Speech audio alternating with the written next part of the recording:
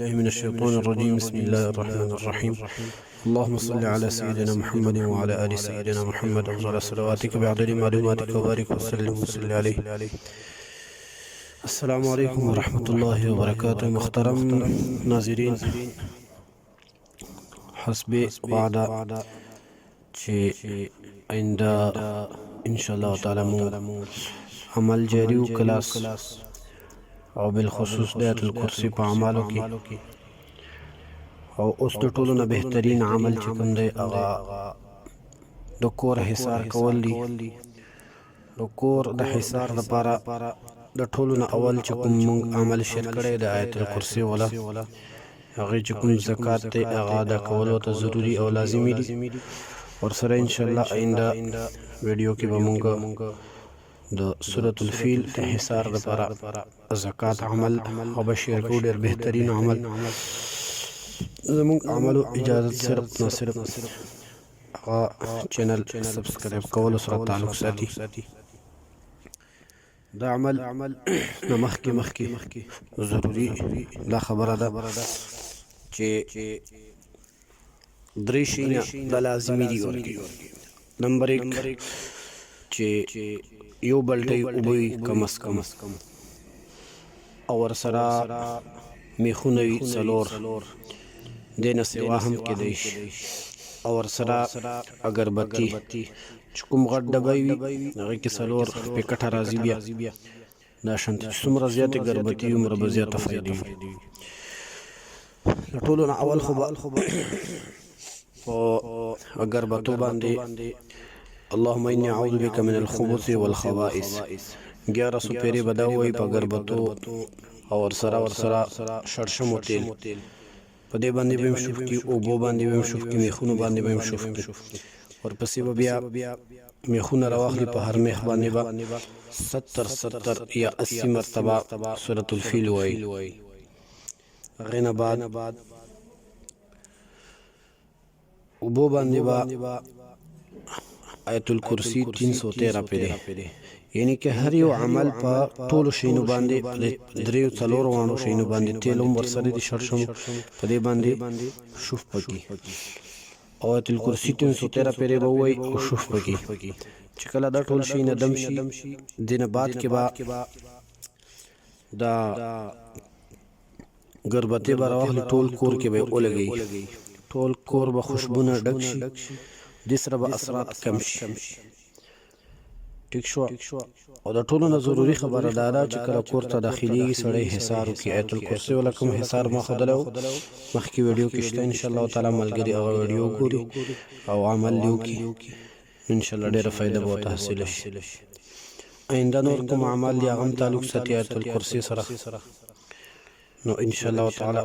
په دې عمل کې ډېره مضبوطی به حاصل شي. چې کله کور کې ګربتې ولګي هغې نه بعد به میخ پر راواخلي میخونه او اوبه به م راواخلي. چې کله د کور کونج کې ودرېږي یو ګوټ کې کم سیټ نه وي، که د دروازې سیټ نه شروع کوي که د بلګ هغه نه شروع کوي خو څلور کونجونه وي نو د یو کونج نه به شروع کړي په هغې کې به اذان وکړي جهرن درې پیرې وایي یو پیرې وایي بهتره دا ده چې درې پیرې ویل شي ورسره اقامت. چې کله دا ویل شي هغې نه بعد به حکم ولګوي چې دلته کم قسم له مخلوق یی هغه ووځئ ورنه بعد کې به خپل ذمه دار وای چې څه نقصان در ورسېږي خپل غاړه به خلاصه کړي په دې باندې. دې نه بعد کې به ته بیا هر یو میخ باندې بتا انهم یکیدون کیدا و اکید کیدا فمهل الکافرین امهلهم رویدا 25 مرتبه بتا دا ویلی ور باندې اولنا هغې نه بعد به ته دا میخ راواخلې او په دې کونج کې به یې ټک وهې چې کله ټک وهې هغه ټیم کې به آیت الکرسی شروع کړي. آیت الکرسی چې کله شروع کړي ولا یعود حفظهما ته راورسېږي بیا به ته دې تکرار کوي او د اوبو چې کومې اوبه دي هغه په یو لوټه وغیره کې راواخلې او چڼکاو به شروع کړي. دا شانتې ځای به لکه سړی یو تار بوځي د یو ځای نه بل ځای ته په دې طریقې سره به چڼکاو کوي ولا یعود حفظهما به وایي او روان به بل کونج ته به ورسېږي. کله بل کونج ته ورسېږي دلته به بیا میخ په راواخلې میخ ټک وهلو وهلو نه مخکې به اذان او اقامت وکړي او حکم به ولګوي چې دې ځای کې د کور کې کم قسم له مخلوق کې هغه ووځي زه د کور حصار کوم بعد کې چې تکلیف وي د تاسو خپل به ذمہ دار وي هغه نه بعد به میخ ټک وای نو میخ ټکوالو نه مخکې به تاوه هو العلی لازم ته آیت الکرسی را رسولي ټیک شو په شوفو کې بیا چې کله میخ ټک وای بیا به آیت الکرسی شروع کې ولا اعوذ حفظهما نه تکرار شروع کې او ابو چنکاو به شروع کې تر بل ګوټ پورې برابر رسیږي ټیک شو هو العلی لازم باندې بیا به د ګوټ باندې ته شوفو کې بیا به اذان اقامتو کې حکم به ولګي نه بعد بیا میخ ټک وای ټیک شو او بیا به آیت الکرسی شروع کې ولا اعوذ حفظهما په دې طریقې سره وای حتی کې دریم ګوټ ته هم د په دې طریقې سره او چنکاو به کوي روان به ټیک شو چنکاو به کوي او روان به او ولا اعوذ حفظهما تکرار به کوي کله پوره شي او العلی العظیم یو بل کنج پر ورسیږي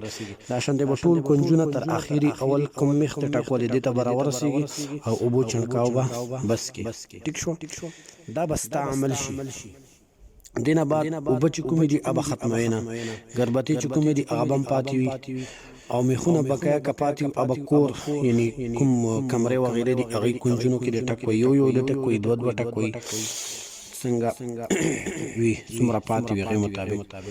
تیل او غربتی تیل بداسي کوي چې عمده او وبونه با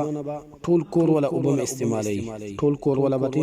وب هم استعمالي د وب دې نه ختمي نه ورځو پورې بداشنته په ټول کور کې چنکاو کوي کمرو وغیرہ ټول کې ټیک شو کور کې کا تعویذ وی هغه بر اوز یا به اوسوځي شو ان شاء الله تعالی او غربتی بروزانه درې سلور دا شانته او بل خصوص په باتروم وغیرہ کې به لازمي اگربتی لګي او چکم تیل دی پاتول باندې با د خپل مالش کوي او د اوببا د سکلو د لپاره هم استعمالول شي بهتره طریقه دا ده چې روزانه نه ورځې دا شانته تازه وبرخلی او 313 پیری په آیت الکرسی وای او ټول کور کې صرف چنکاو کوي بیا نو دا به کافی ان شاء الله تعالی دا عمل ان شاء الله ډیر ازمودري بار زمونږه ازمودري او په دې باندې موږ کار کوو او تاسو هم په تجربه وکړئ ان شاء الله تعالی چې کامیاب وي پکې او شرط دا دی چې تاسو اولنې زموږ کوم عمل له آیت الکرسی ولا هغه طریقې سره تاسو عمل کړئ او ان شاء الله روانه ویډیو کې به که خدای پاک توفیق راکړو ان شاء الله تعالی نو د سورۃ الفیل چې کوم زکات ته بهترین عمل بهترین عمل ان شاء الله په باندې بندش لګي نو هغه ټول طریقې بیا هغه سره تعلق ساتي فی الحال اجازه السلام علیکم ورحمۃ اللہ وبرکاتہ